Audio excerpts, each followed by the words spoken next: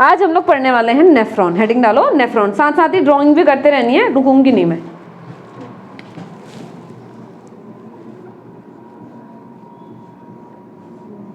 Nephrons कहाँ होते हैं बताओ? नेफ्रॉन्स होते हैं किडनी में, ठीक है। नेफ्रॉन्स की लेंथ कितनी होती है? 3 सेंटीमीटर। 3 सेंटीमीटर लंबा एक ये टुकड़ा अगर 1 मिलियन मिला दे तो बाप रे, एक किडनी में, वो भी हमारे पास 2 हैं किडनी, तो हमारे पास टोटल कितने नेफ्रॉन्स हैं? 2 मिलियन नेफ्रॉन्स हमारी दोनों किडनीज में। और सारे के सारे नेफ्रॉन्स फिल्टरेशन कर रहे हैं। अब जब सारे के सारे नेफ्रॉन्स फिल्टरेशन कर रहे हैं, अभी तुम्हें फिल्टरेशन की थोड़ी सी मेथड समझाऊंगी, ज़्यादा नहीं, बहुत थोड़ी सी, ठीक है। वो फिल्टरेशन बहुत ज़्यादा फिल्टर कर देता है हमारी बॉडी के ब्लड को। एक तरीके से समझो, हमारी बॉडी में ब्लड कितने हैं? 5 लीटर्स, और वो एक ही दिन में कम से कम 80 to 90 लीटर ब्लड को फिल्टर करते हैं। एक दिन में 80 to 90 लीटर ब्लड को, ब्लड के पार्ट को ब्लड से बाहर कर देते हैं वो। उतना सारा अगर बॉडी से बाहर जाते रहेगा तो 80 लीटर पानी पीना पड़ेगा हमें डेली। ये तो पॉसिबल नहीं है। मतलब बॉडी ने कुछ तो मैकेनिज्म बनाई है उसको संभालने के लिए। उसको संभालने के लिए जो मैकेनिज्म का नाम है वही है नेफ्रॉन, इस पूरी प्रोसेस को संभालने के लिए, ठीक है। अब ये जो नेफ्रॉन, इनका नंबर कितना बोला मैंने? 1 मिलियन पर किडनी। इसकी लोकेशन के हिसाब से इसका नाम भी अलग अलग है, वो हम अभी यहाँ लोकेशन के हिसाब से पढ़ेंगे। पहले नेफ्रॉन पढ़ना पड़ेगा उसके लिए हमने, तो तब हम ये पढ़ पाएंगे, ठीक है। तुझे मजा आ रहा है साइंस पढ़ने में? चलो अब यहाँ देखो, हमारा जो नेफ्रॉन है ना, उसमें 2 पार्ट हैं। एक हमारा पार्ट है कैप्सूल पार्ट, जिसको हम बोलते हैं बोमेन्स कैप्सूल, नेफ्रॉन का, ठीक है। ब्लड का वेसल नहीं ले रहे हैं हम इसमें, ग्लोमेरुलस नहीं ले रहे हैं हम इसको इसमें, ठीक है। एक क्या हमारा बोमेन्स कैप्सूल, और इसका दूसरा पार्ट है ट्यूब्यूलर पार्ट।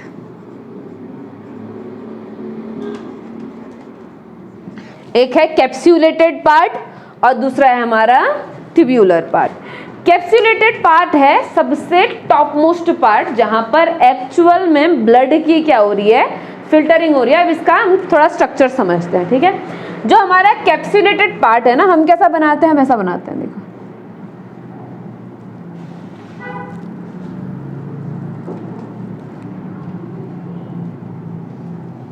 ऐसा सा बनाते हैं। हमको क्या लगता है?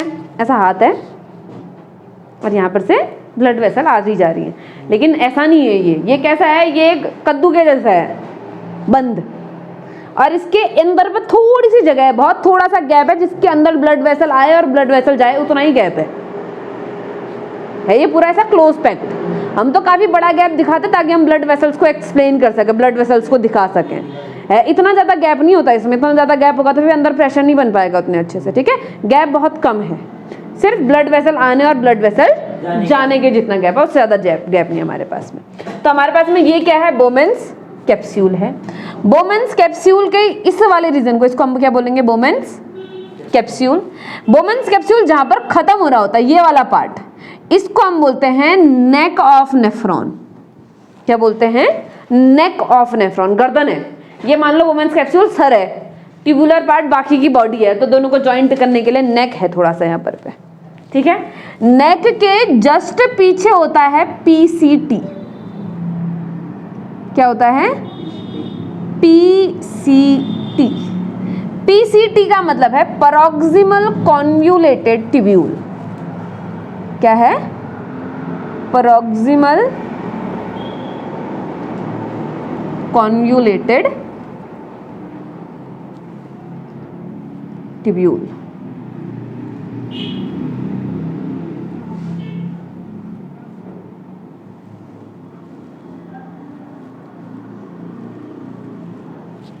पैरोक्सिमल कॉन्वुलेटेड ट्यूब्यूल काहे नहीं बनते एक बार में सीधा सीधा?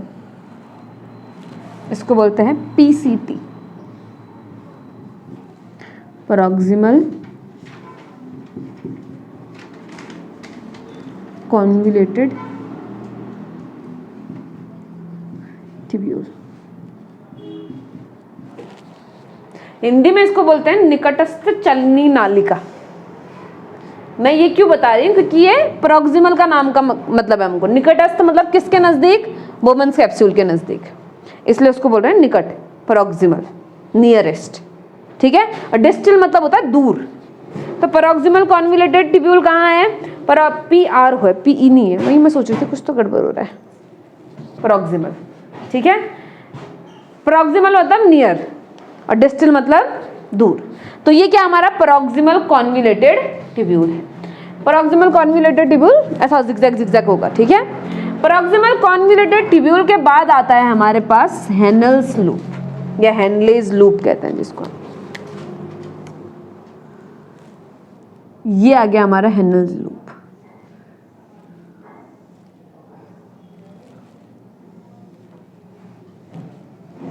और हेनल्स लूप किस शेप का होता है? U शेप का होता है।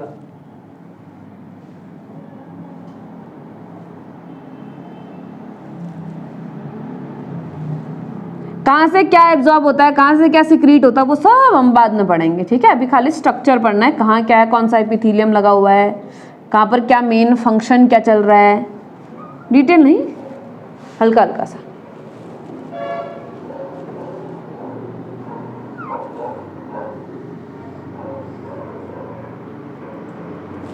ये हमारा डिस्टल ये प्रॉक्सिमल कॉन्वोल्यूटेड ट्यूब्यूल के बाद हेनल्स लूप।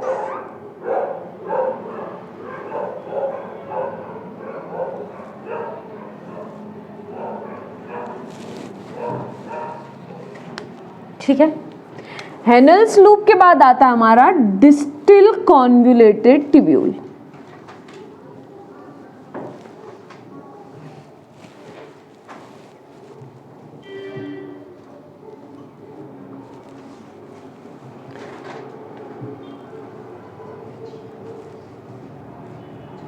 और डिस्टल कॉन्वोल्यूटेड ट्यूब्यूल जाकर के ओपन होगा किसमें? कलेक्टिंग डक्ट में। और एक कलेक्टिंग डक्ट कितने नेफ्रॉन से लेकर के आती है मटेरियल? परसों बताया था। एक कलेक्टिंग डक्ट में कितने नेफ्रॉन ओपन होते हैं?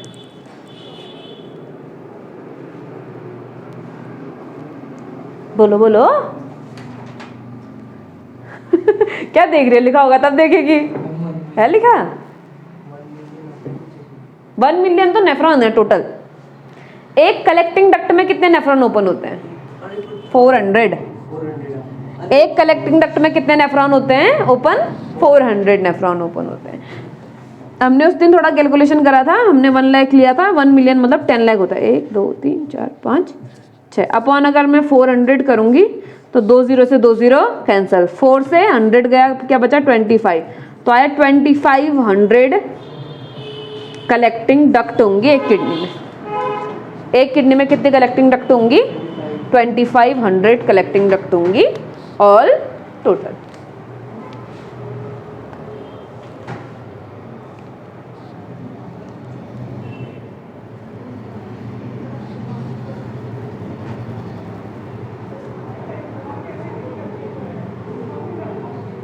ये कलेक्टिंग डक्ट ज्यादा मोटी नहीं हो गई तेरी?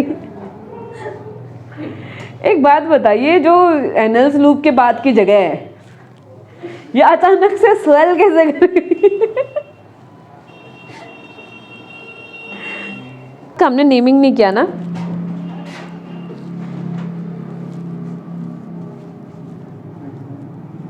HENELS होता है क्या? HENLES होता है शायद। हेन, हाँ LES ना, हेनलेज लूप। इसको हम क्या बोलेंगे? DCT। DCT मतलब डिस्टल, बाकी सब सेम है, कॉन्वोल्यूटेड ट्यूब्यूल, ठीक है। इसको हम क्या बोलते हैं? इसको हम बोलते हैं collecting duct. Collecting duct, very good, ठीक है।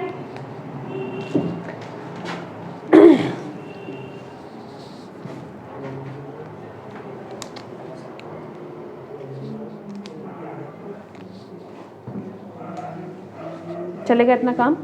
अब हम आते हैं किसके ऊपर में? नेफ्रॉन के स्ट्रक्चर के ऊपर में। कहाँ पर कौन सा एपिथेलियम लगा हुआ है? ये याद रखो, नेफ्रॉन की जो ये पूरी की पूरी मेम्ब्रेन्स बनी हुई है ना, ये मेम्ब्रेन है सारी की सारी, ये सिंगल सेल लेयर है। सिंगल सेल लेयर, एक से ज़्यादा सेल लेयर नहीं, सिंगल सेल लेयर की क्या है, मेम्ब्रेन है, उसके बाहर से कनेक्टिंग एपिथेलियम वगैरह है, ठीक है। यहाँ पर जो भी एपिथेलियम प्रेजेंट होता है, याद रखो मेजर एपिथेलियम होता है क्यूबॉइडल एपिथेलियम। मैं मेजर कह रही हूँ, कहाँ कहाँ नहीं होता है वो भी याद रखना है। मेजर एपिथेलियम कौन है, क्यूबॉइडल एपिथेलियम मेजर। ये कौन से पार्ट में, ट्यूब्यूलर वाले पार्ट में, ट्यूब्यूलर पार्ट में मेजर एपिथेलियम कौन है, क्यूबॉइडल। और बोमन्स कैप्सूल वाले पार्ट में मेजर एपिथेलियम कौन है, simple squamous epithelium. Bowman's capsule में कौन है, सिंपल स्क्वैमस एपिथेलियम। और ट्यूबुलर पार्ट में कौन है, क्यूबॉइडल एपिथेलियम। इसमें भी अभी बताया जाएगा तुम लोगों को, चलेगा। चलो अब यहाँ देखते हैं, ये जो हमारा बोमन्स कैप्सूल है ऊपर, इसके अंदर आती हैं ब्लड वेसल्स, ठीक है। अब यहां से आएगी एक ब्लड वेसल जिसको हम बोलेंगे एफरेंट आर्टेरियोल, एफरेंट आर्टेरियोल।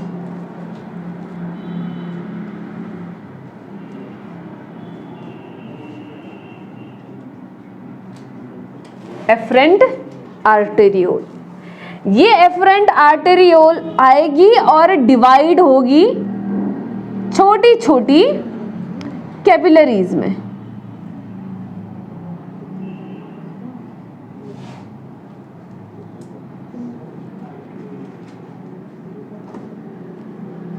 और ये छोटी छोटी कैपिलरीज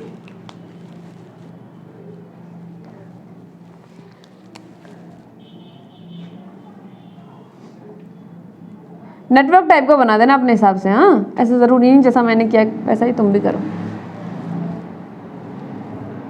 ठीक।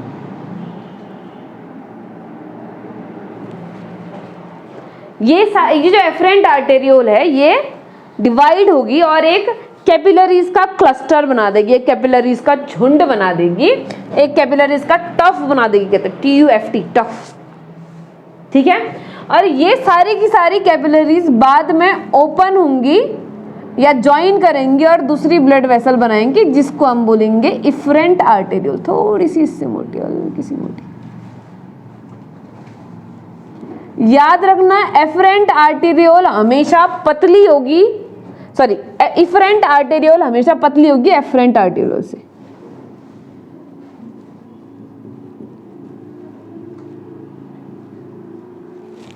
दिख रहा है एफरेंट आर्टेरियोल कितनी चौड़ी है, एफरेंट आर्टेरियोल कितनी पतली है, दिख रहा है ना। अब ये सोचो कि एक पाइप है, एकदम मोटा सा पाइप है, ठीक है, और उसमें मैं जॉइंट कर दूं एकदम पतला सा पाइप, बीच में मैंने एक छन्नी टाइप की लगा रखी है, मतलब है तो वो ट्यूब ही, मगर अगर उसमें प्रेशर ज्यादा होता तो उसमें से पानी लीक करने लग जाता है, क्योंकि हमारे पास कैपिलरीज हैं और कैपिलरीज के पास में जो उसकी एंडोथीलियम होती है वो होती है simple squamous epithelium single layer, ठीक है। अगर उसमें प्रेशर ज्यादा हुआ तो सारा मटेरियल छन के बाहर चले जाएगा। जैसे वो कॉटन के कपड़े नहीं होते, तुम लोग ने पनीर वनीर बनाया होगा कभी घर में, है ना, दूध फटता है तो कपड़े में डालते हैं फिर उसको से निचोड़ते हैं, तो जब पानी होता है वो धीरे धीरे धीरे रिस जाता है, प्रेशर जितना ज्यादा करोगे पानी उतना ज्यादा बाहर निकलेगा। बिल्कुल वैसी हमारी ब्लड वेसल्स भी हैं, पतली, और बीच बीच में एक तो सिंपल स्क्वैमस एपिथेलियम है, बीच में से पोर्स वोर्स बन जाते हैं थोड़े थोड़े से, ठीक है। अब ये समझो कि यहाँ से आई इतनी बड़ी ट्यूब, बीच में हमने वो एक कॉटन का ट्यूब लगा रखा है जिसमें से प्रेशर बढ़ेगा तो सारी चीजें बाहर चल जाएंगी, और यहाँ इतनी पतली सी ट्यूब, इस बड़ी सी ट्यूब से इतना सारा ब्लड आया और इस पतली सी ट्यूब में एंटर करा, तो क्या सारा का सारा ब्लड जा पाएगा यहाँ से? यहाँ से आया मान लो 1 लीटर, और 1 लीटर इससे बाहर चले जा पाएगा क्या? इसमें तो जगह ही कम है। जब कम पतली ब्लड वेसल है तो पूरा का पूरा ब्लड तो पास नहीं कर सकता इससे, लेकिन बीच में हमारे पास में एक ऐसा जगह है जहां से एक्सेस मटेरियल को हम भगा सकते हैं बाहर, ताकि ब्लड इसमें फिट होने जितना बन जाए, है ना। एक हमारे पास में मोटी वेसल है जिससे ढेर सारा ब्लड आ रहा है, और वहीं दूसरी वेसल है जिससे बहुत कम ब्लड वापस आ सकता है। तो हम क्या करेंगे, इस बीच वाले जोन में से चीजों को बाहर फेंक देंगे ताकि यहां से पतला सामान जा सके। समझो तुमने एकदम मोटा सा जैकेट पहन रखा है, ठीक है, अब किसी जगह किसी दरवाजे से जाना, जो दरवाजा बहुत पतला, तो जैकेट पहन के थोड़ी जाओगे, जैकेट हटाओगे चले जाओगे वहां से क्रॉस। तो बिल्कुल यहाँ पर ऐसा ही है, यहाँ पर ब्लड है हमारे पास में, ब्लड में वाटर होता है, ब्लड में एक्सक्रीटरी मटेरियल होता है, ब्लड में बहुत सारे आयन्स होते हैं, जैसे sodium ion, chlorine ion, potassium ion, है ना, इतनी ग्लूकोज वगैरह सब होता है ब्लड में। तो जब भी हमको लगेगा कि अब यहाँ से जितना आ रहा है उतना जा नहीं सकता, तो मैं क्या करूँगी, इन सारी चीज़ों को बाहर फेंक दूंगी। यही करने के लिए हमने यहाँ पर ऐसा सिस्टम बना रखा है। सिस्टम ये पतली वेसल, ये मोटी वेसल जानबूझ के बनाई गई है ताकि यहाँ बन सके प्रेशर।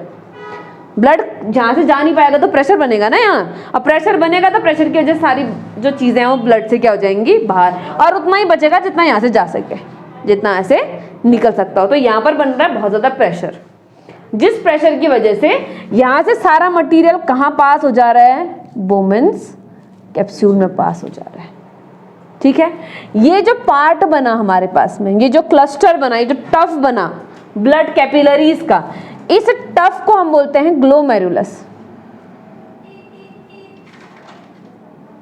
इस टफ को क्या बोलते हैं, ग्लोमेरुलस। ये क्या है, हमारा बोमेन्स कैप्सूल। इन दोनों को मिला करके हम बोलते हैं मेलपिगियन बॉडी। क्या बोलते हैं, मेलपिगियन बॉडी। स्पेलिंग में बता देती हूँ, रुको रुको रुको, MELPIGHIAN,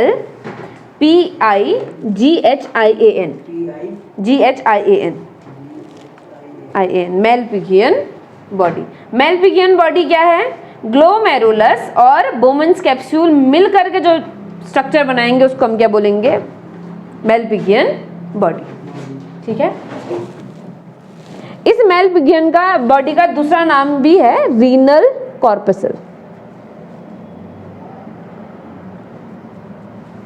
ब्लड कॉर्पसल वाला corpuscle, renal corpuscle.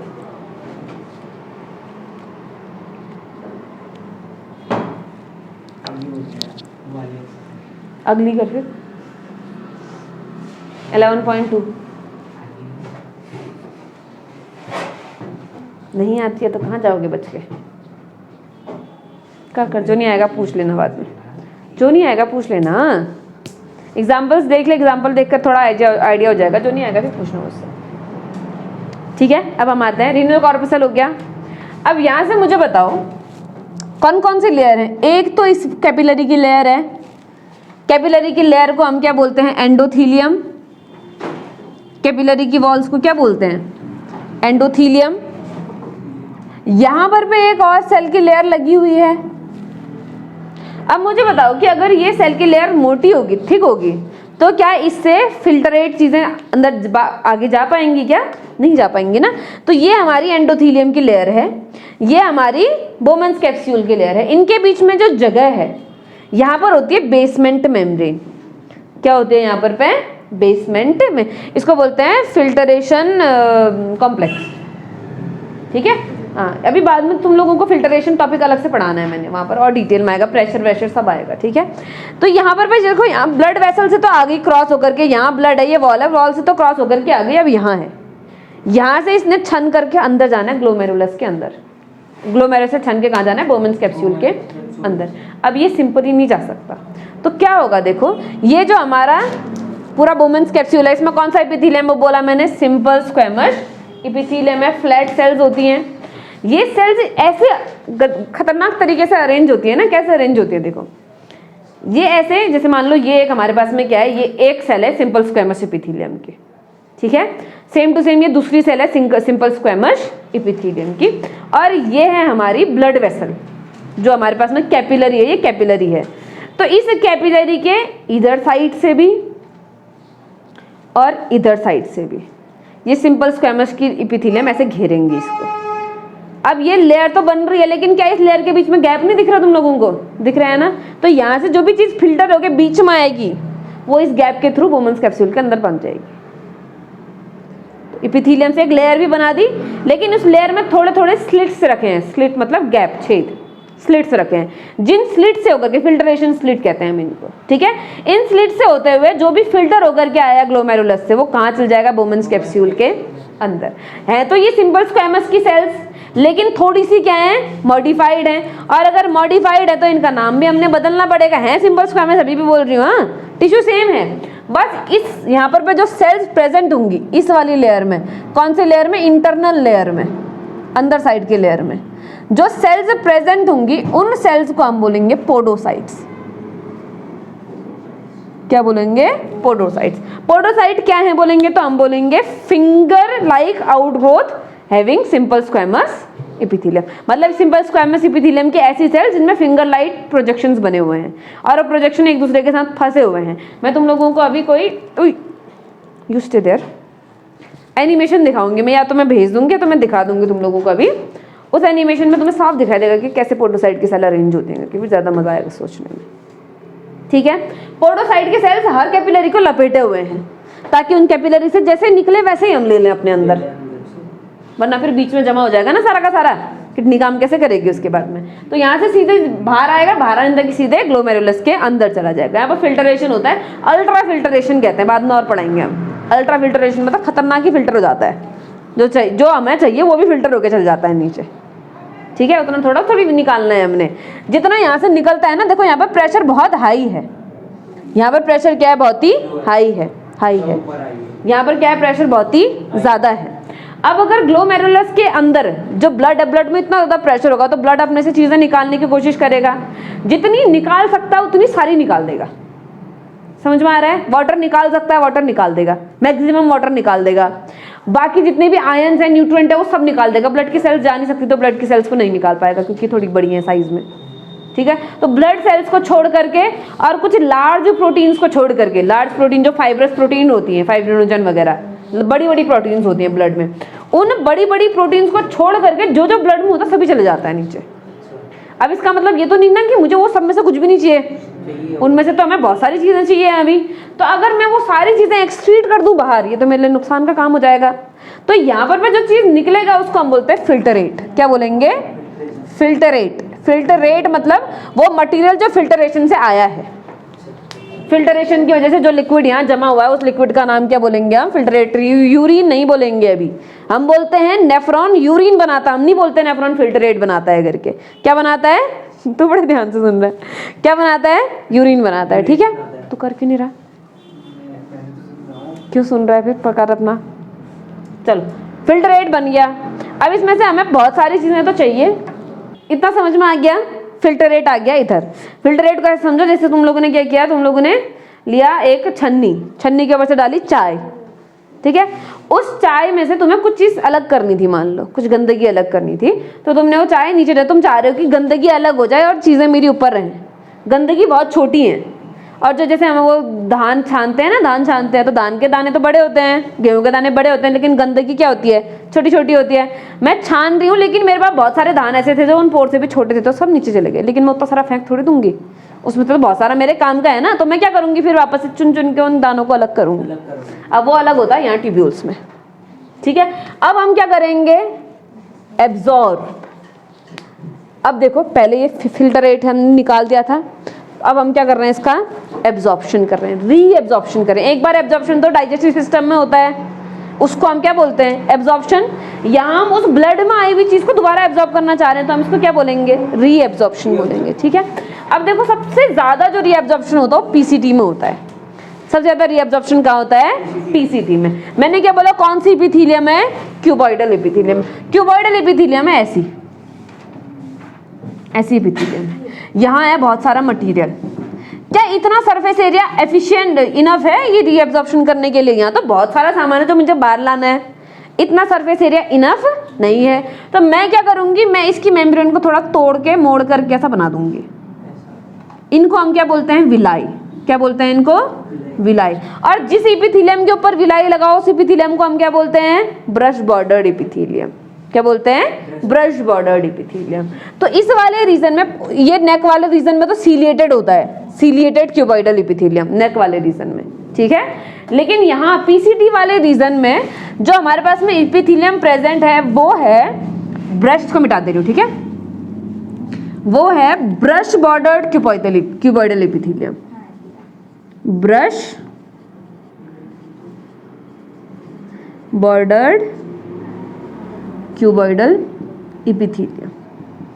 Brush bordered cuboidal epithelium ही क्यों है? ताकि सरफेस एरिया बढ़ सके, और सरफेस एरिया क्यों बढ़ाना है? ताकि रीअब्जॉर्प्शन बढ़ सके।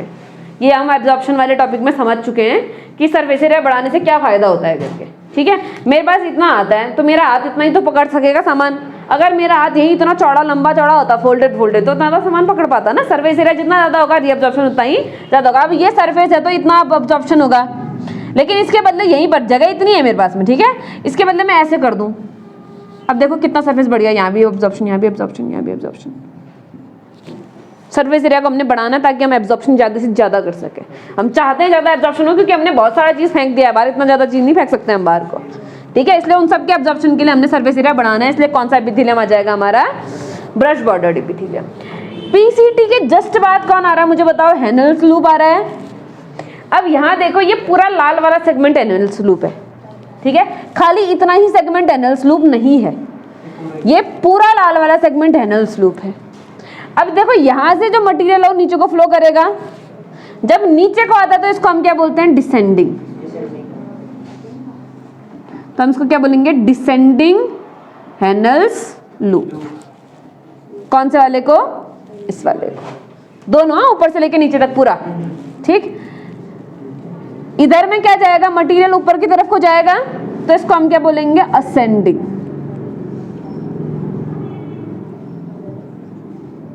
Ascending Henle's loop. डिसेंडिंग मतलब नीचे को आएगा मटेरियल, असेंडिंग मतलब ऊपर को जाएगा मटेरियल। अब यहां पर देखो ये जो डिसेंडिंग लूप है इसमें भी दो पार्ट हैं। एक तो है ये अपर पार्ट, इसको हम क्या बोलेंगे, upper part of descending Henle loop, upper part. और दूसरा ये नीचे पतला वाला, ये क्या है, लोअर पार्ट। बीच में लिख देती हूँ, हाँ, अपर पार्ट और लोअर पार्ट को बीच में लिख देती हूँ, upper part. Upper part of descending Henle loop, upper part of ascending Henle loop, lower part of descending Henle loop, lower part of ascending Henle loop, ठीक है। पतले वाले को बोलेंगे लोअर पार्ट, मोटे वाले को क्या बोलेंगे, अपर पार्ट। अब दिखना यहीं पर दिख ही रहा है तुम लोगों को, अपर पार्ट कैसा होगा, थिक होगा, लोअर पार्ट कैसा होगा, थिन होगा। अपर पार्ट में जो एपिथेलियम है देखो पीसीटी के जैसा लग रहा है ना लगभग लगभग, लेकिन हम हेनेल्स क्यों बोल रहे हैं, क्योंकि ये लूप बना रहा है इसलिए पूरा को हेनेल्स लूप कह देते हैं, ठीक है। तो ये जो अपर वाला पार्ट है इसमें होगा वही एपिथेलियम जो पहले था हमारे पास में, मगर उसमें ब्रश बॉर्डर नहीं होगा। तो कौन सा होगा, क्यूबॉइडल एपिथेलियम।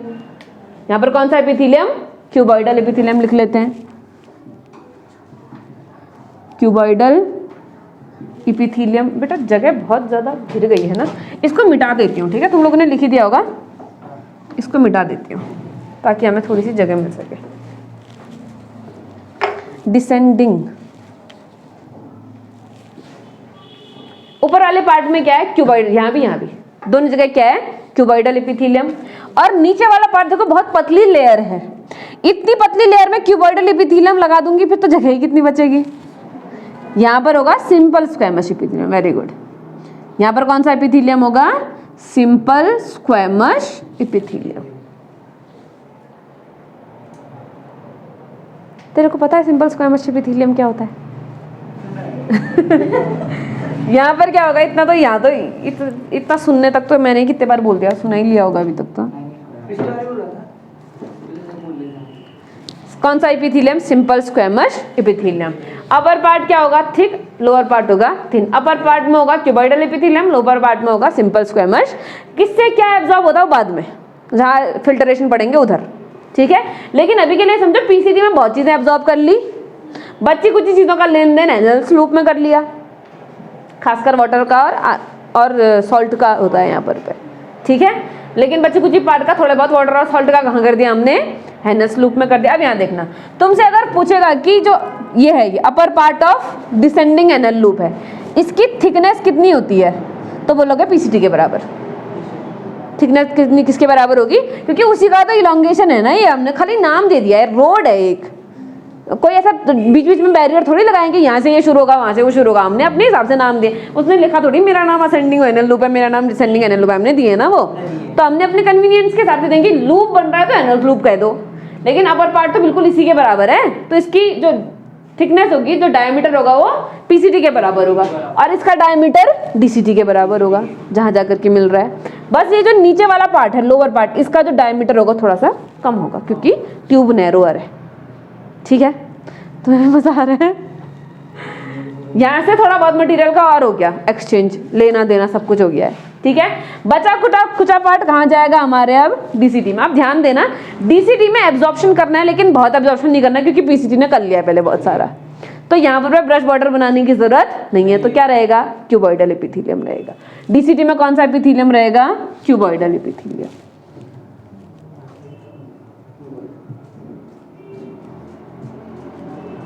Cuboidal epithelium. बचे कुछ पार्ट का एब्जॉर्प्शन होगा डीसीटी से। डीसीटी जाकर के ओपन हो जाएगा कलेक्टिंग डक्ट में, और एक कलेक्टिंग डक्ट में 400 नेफ्रॉन ओपन होते हैं। इतनी बात ठीक है, कुछ और बताना था मुझे। थिंक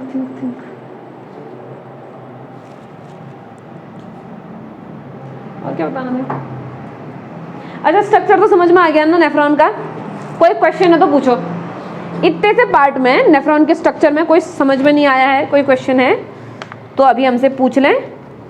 तुझे पूछना है, बता। ब्लड जो है वो लिक्विड नेचर का क्यों? क्योंकि उसमें वाटर है।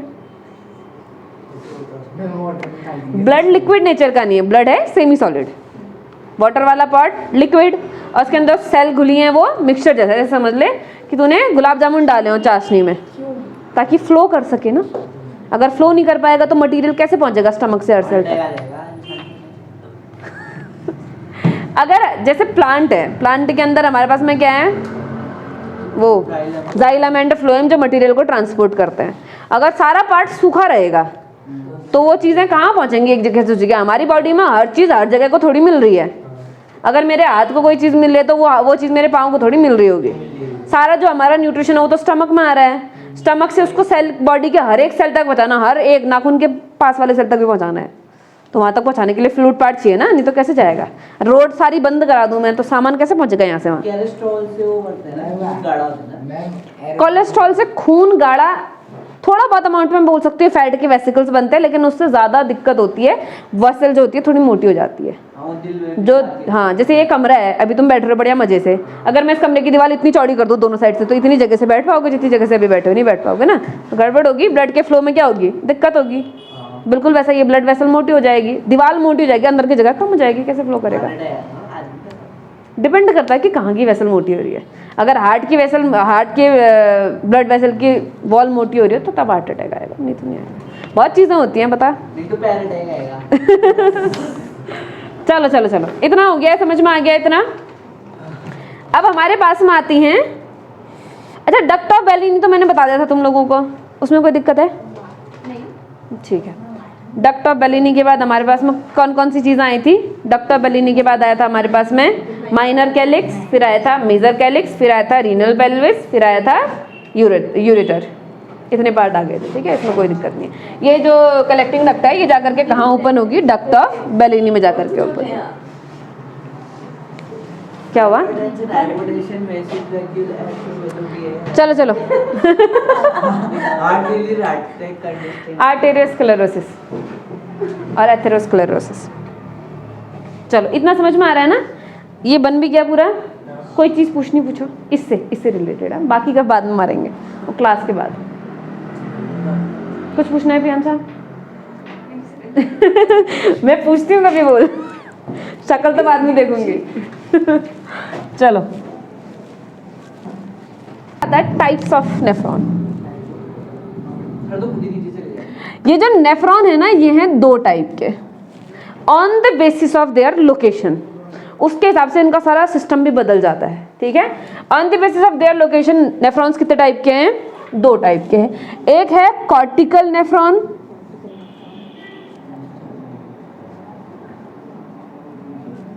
और दूसरा है जक्स्टा मेड्यूलरी नेफ्रॉन।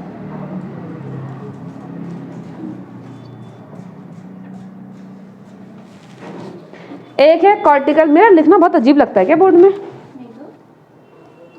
मुझे वो वीडियो में बड़ा अजीब सा लगता है, ऐसा लगता है उल्टा पेन से उल्टा लिख रही हूँ मैं। चलो, हमारे पास नेफ्रॉन कितने टाइप के हैं, दो टाइप के। एक है कॉर्टिकल नेफ्रॉन, दूसरा है जक्स्टा मेडुलरी नेफ्रॉन। अच्छा, इससे पहले एक चीज बता देती हूँ। मैंने बोला हमारा जो मटेरियल है वो सब रीएब्जॉर्ब होगा। ये हमारा एक नेफ्रॉन बना देते हैं छोटा सा, ठीक है।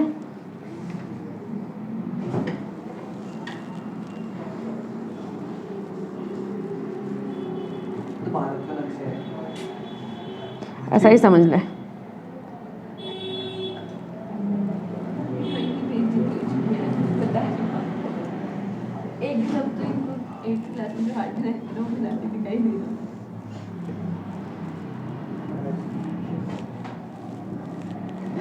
ये किडनी है हमारी, ठीक है। मैंने क्या बोला, जो भी हमने सामान भेजा है, जो भी हमारा यहाँ से फिल्टर हुआ है, फिल्टर रेट जो भी हमारा आया है, उसको हमने रीएब्जॉर्ब करना है। अब रीएब्जॉर्ब करके छोड़ देंगे, ब्लड में लाएंगे ना वापस से। तो यहाँ पर से हमारी एक एफरेंट आर्टरियोल आई थी, एफरेंट आर्टरियोल ब्लड लेके आई थी, और यहाँ से फिर एक कैपिलरीज में टूटी थी। कैपिलरीज में टूटने के बाद एफरेंट आर्टरियोल ब्लड लेके गई थी वापस। अब मुझे बताओ, जो चीजें मिलानी है वो लाए वाले ब्लड में मिलाऊंगी कि ले जाने वाले ब्लड में मिलाऊंगी? लाए वाले में मिलाऊंगी, फिर तो वापस यही पहुंच जाएगा, ये लूप चलते रहेगा ऐसे कंटिन्यू, है ना। तो वापस ले जाने वाले ब्लड में मुझे क्या करना पड़ेगा, उस सारी मटेरियल्स को डालना पड़ेगा। तो ये जो इफरेंट आर्टेरियोल है, इफरेंट आर्टेरियोल, ये यहाँ आकर के थोड़ा ऐसे ट्यूब्यूल्स में टूटती है और एक नेटवर्क बना देती है हमारे ट्यूब्यूलर पार्ट के बीच में, ऐसे।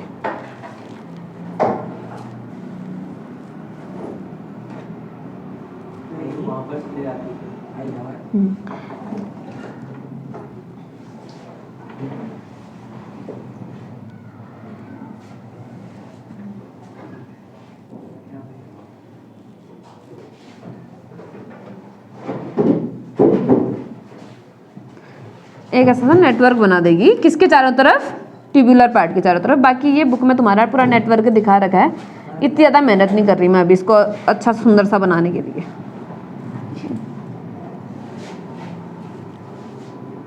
ठीक है, ये यहाँ से फिर ये सारा इकट्ठा हुआ और इकट्ठा होकर के सारा का सारा चले जाएगा। ठीक, ये जो पूरा नेटवर्क बना है ना, इस नेटवर्क को हम बोलते हैं पेरी। पेरी मतलब चारों तरफ, किसके चारों तरफ? ट्यूब्यूल के चारों तरफ। तो क्या बोलेंगे? पेरी ट्यूब्यूलर कैपिलरीज या वेसल्स, कैपिलरीज या वेसल्स। क्या बोलेंगे? पेरी ट्यूब्यूलर कैपिलरीज या फिर पेरी ट्यूब्यूलर वेसल्स। ठीक है, इन सारी वेसल्स में क्या होगा, ये यहाँ से मटेरियल जो भी एब्जॉर्ब होना है वो एब्जॉर्ब हो जाएगा। पहले दीवार एब्जॉर्ब करेंगे, फिर दीवार इन ब्लड वेसल्स को दे देंगे। बिल्कुल सिंपल डिफ्यूजन की मेथड चल रही है यहाँ पर, एब्जॉर्ब हो रहा है। कहीं कहीं पर एनर्जी भी यूज होगी, डीसीटी वाले रीजन में एनर्जी यूज होती है, इस रीजन से भी जाएगा। हाँ, ये यहाँ था, इसका मतलब ये नहीं समझना कि डीसीटी में नहीं जा रहा है, डीसीटी को भी कवर करके चल रहा है। ये तो हमने बहुत दूर दूर बनाया था, दूर दूर नहीं होता है, एकदम छोटी जगह में अरेंज होना है इसमें। ठीक है, तो ये है पेरीट्यूब्यूलर कैपिलरीज। ध्यान रहेगा, इतना मैं मिटा दे रही हूँ इसको। अभी ये क्यों बताया? क्योंकि अभी चाहिए हमको जक्स्टामेडुलर जो है कॉर्टिकल में। अच्छा, अभी किडनी बनाते हैं। किडनी तो क्या, एक छोटा सा ओवरव्यू बनाते हैं। ये मान लो किडनी की दीवार है। किडनी की दीवार पर कौन होता है? कैप्सूल। कैप्सूल के अंदर क्या होता है? थोड़ा रीजन कॉर्टेक्स। उसके बाद में कौन होता है? मेडुला। ये मेडुला का क्या है? Medullary pyramid. ये कॉर्टेक्स रीजन, ये मेडुला रीजन, ये मेडुला का मेडुलरी पिरामिड है। अब जो नेफ्रॉन होते हैं ना, वो दो तरीके से अरेंज होते हैं। एक तरीका इनका ये होता है कि इनका जो, वैसे ग्लोमेरुलस तो हमेशा कॉर्टिकल रीजन में ही रहेगा। हाँ, ग्लोमेरुलस कभी भी मेडुलरी रीजन में नहीं होगा। ग्लोमेरुलस कहाँ है? कॉर्टिकल रीजन में है। कॉर्टिकल रीजन में ग्लोमेरुलस के बाद कौन है? पीसीटी है। और जो हेनल्स लूप है, रुक जाओ, जो हेनल्स लूप है वो यहां गया हुआ है अंदर। कहां गया हुआ है? मेडुलरी पिरामिड में अंदर तक घुसा हुआ है। एक तरीका ये है। कॉर्टेक्स में तो है ही है, लेकिन जो हेनल्स, बाकी पार्ट नहीं है, सिर्फ कौन सा पार्ट? हेनल्स लूप वाला पार्ट मेडुलरी पिरामिड में अंदर तक घुसा हुआ है। एक होता है ये तरीका। दूसरा तरीका क्या है? दूसरा तरीका ये है कि ग्लोमेरुलस होगा बाहर, पीसीटी डीसीटी भी बाहर। अब हेनल्स लूप ने जाना तो है ही मेडुला के अंदर, लेकिन ज्यादा नहीं जाएगा, बल्कि थोड़ा सा ही जाएगा वापस। दिख रहा? वहां तो इतना डीप गया है मेडुलरी पिरामिड के अंदर, और यहाँ एकदम थोड़ा सा गया है मेडुलरी पिरामिड के अंदर। तो इसका जो मेजर, ये वाला इस वाले नेफ्रॉन में क्या ज्यादा पार्ट कॉर्टेक्स में है, तो इसको हम बोलते हैं कॉर्टिकल नेफ्रॉन। क्या बोलते हैं? Cortical nephron. इस वाले में ज्यादातर पार्ट कहाँ है? मेडुला वाले में है। तो हम क्या बोलते हैं? देखो, पूरा पार्ट तो मेडुला में नहीं है, सिर्फ कौन मेडुला में? ए बेटा जाओ तुम लोग, इसको नहीं ले जाना तो अपनी केमिस्ट्री क्लास में ले जाएगा फिर इसको। ठीक है, ये वाले पार्ट में देखो, इस वाले नेफ्रॉन में क्या होगा, देखो मेडुला में है लेकिन सिर्फ एनल्स लूप है, इसलिए बोलेंगे जक्स्टा, जक्स्टा मतलब थोड़ा बहुत।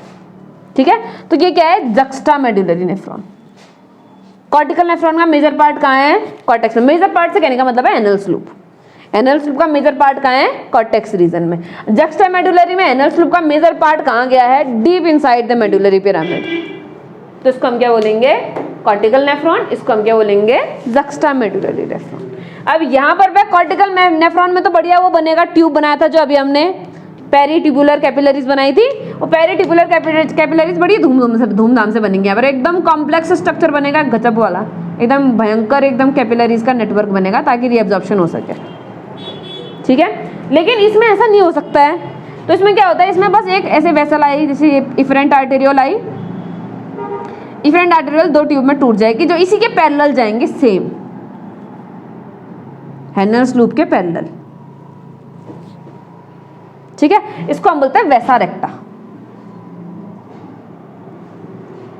क्या बोलते हैं, वैसा रेक्टा।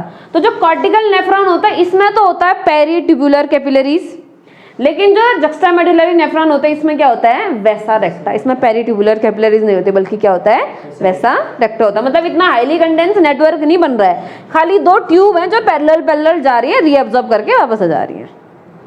ठीक है, ये हमारे 2 टाइप के क्या नेफ्रॉन्स, एक है जक्स्टा मेडुलरी नेफ्रॉन, दूसरा है कॉर्टिकल नेफ्रॉन।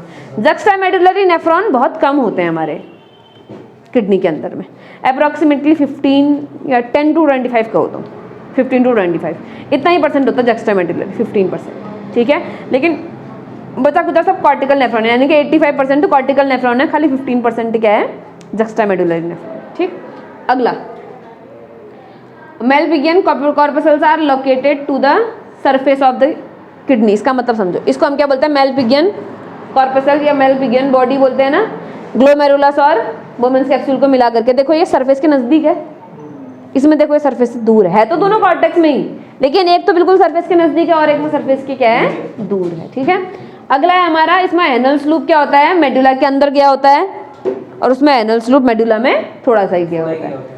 अगला पेरीट्यूबुलर नेटवर्क प्रेजेंट होता है, उसमें इसमें नहीं होता बल्कि वैसा रेक्टा प्रेजेंट होता है। बस हो गया, वैसा रेक्टा नहीं होता, इसमें होता है उसमें नहीं होता है। ये हो गया हमारे differences between cortical and juxta medullary nephron. अब कल हमने पढ़ना है एब्जॉर्प्शन।